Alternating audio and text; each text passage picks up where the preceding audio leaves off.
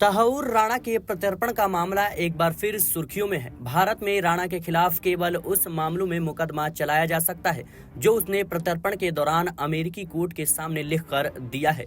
बता दें कि अमेरिका से भारत लाए जाने के बाद 1997 के भारत अमेरिका प्रत्यर्पण संधि के तहत भारत सरकार कुछ सख्त नियमों और शर्तों में बंधी हुई है। यह संधि न केवल दोनों देशों के बीच कानूनी सहयोग का प्रतीक है, बल्कि यह भी तय करती है कि जिस भी व्यक्ति या अभियोगी का प्रत्यर्पण किया जा रहा हो उसके अधिकारों का सम्मान हो। अब इस मामले में देखना जरूरी है कि इस प्रत्यर्पण के बाद अब भारत के सामने क्या मुश्किलें हैं और क्या जिम्मेदारियां हैं। पहले ये जानते हैं कि तहव्वुर राणा के प्रत्यर्पण में क्या क्या शर्तें हैं। संधि का सबसे महत्वपूर्ण पहलू है विशेषता का नियम। इसके तहत तहव्वुर राणा को भारत में केवल उसी अपराध के लिए हिरासत में लिया जा सकता है, मुकदमा चलाया जा सकता है या दंडित किया जा सकता है जिसके लिए उसका प्रत्यर्पण हुआ है। अगर भारत सरकार किसी अन्य अपराध के लिए उन पर कार्रवाई करना चाहती है तो संभवतः यह नहीं होगा, सिवाय इसके कि वह अपराध प्रत्यर्पण के मूल तथ्यों से जुड़ा हो, प्रत्यर्पण के बाद हुआ हो या अमेरिका से विशेष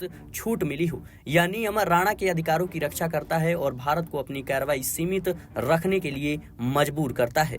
क्या भारत तहव्वुर राणा को किसी तीसरे देश को सौंप सकता है? जवाब है नहीं। जब तक कि अमेरिका इसकी सहमति यानी स्पष्ट न दे दे तब तक संधि के अनुसार प्रत्यर्पण से पहले किए गए किसी भी अपराध के लिए राणा को तीसरे देश में नहीं भेजा जा सकता। यह शर्त भारत को अंतर्राष्ट्रीय स्तर पर अपनी विश्वसनीयता बनाए रखने के लिए भी बाध्य करती है। प्रत्यर्पण के बाद राणा को भारत में निष्पक्ष सुनवाई का अधिकार मिलेगा। यह सिर्फ एक औपचारिकता नहीं बल्कि भारतीय कानून और अंतर्राष्ट्रीय मानव अधिकार मानकों का अनिवार्य हिस्सा भी है। भारत को यह तय करना होगा कि राणा के साथ कोई पक्षपात न हो और उनकी कानूनी प्रक्रिया पारदर्शी रहे। यह नियम भारत की न्यायिक व्यवस्था पर भी एक बड़ी जिम्मेदारी डालता है। प्रत्यर्पण की प्रक्रिया सस्ती नहीं होती और संधि के तहत अनुरोध करने वाला देश यानी भारत आमतौर पर इस प्रक्रिया का खर्च उठाता है। हालांकि दोनों देशों के बीच विशेष वित्तीय समझौते भी हो सकते हैं।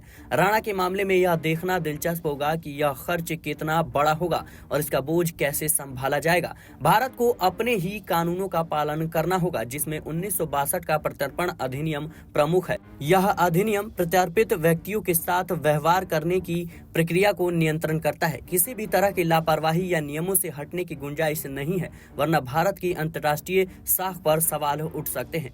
तहव्वुर राणा का प्रत्यर्पण न केवल एक कानूनी मसला है बल्कि भारत अमेरिका संबंधों की मजबूती का प्रमाण भी है, लेकिन इसके साथ ही यह भारत के लिए एक चुनौती भी है। फिलहाल के लिए इस रिपोर्ट में इतना ही। देश और दुनिया की तमाम खबरों के लिए बने रहने नेक्स्ट न्यूज के साथ।